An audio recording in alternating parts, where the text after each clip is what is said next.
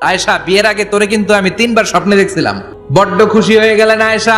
এরপরে বললেন, 3বার স্বপ্ন দেখার পরে তোমার ব্যাপারে মনের মধ্যে কেমন কেমন যেন ভালো লাগে। তারপরে একটা ছোট্ট কাগজের মধ্যে, জান্নাতি কাগজ, রেশমি কাপড়ের মধ্যে তোমার চেহারাটা এনে জিব্রাইল বললেন, দেখেন নবী কেমন লাগে। আমি কইলাম, ভালো লাগে।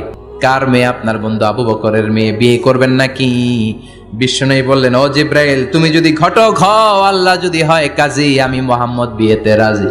বিয়ে হয়ে গেল, কিন্তু ঘরে দামি ফার্নিচার নাই, টাকা পয়সাও তেমন নাই, কিন্তু আছে খালি সুখ।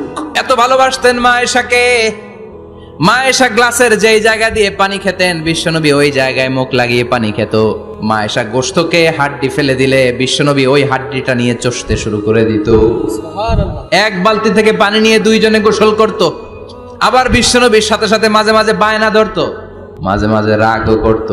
বিশ্বনবী বলেন, আয়েশা, কখন তুমি রাগ করো, কখন তুমি আমারে ভালোবাসো আমি বুঝি। মা আয়েশা বললেন, কেমনে বুঝেন?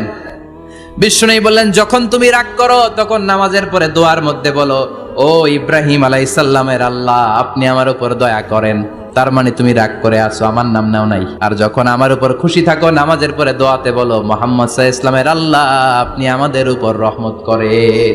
তার মানে খুশির সময় তুমি আমার নাম নাও, রেগে গেলে অন্য নবী দেয়া দোয়া সাইরা দাও, রেগে গেলে আমার নামটা নাও না। মা আয়েশা বলে, নবী গো, আমি তো শুধু নামটাই মুখ দিয়ে নেই না, কিন্তু কলিজা থেকে তো আপনারে বাদ দিতে পারি না।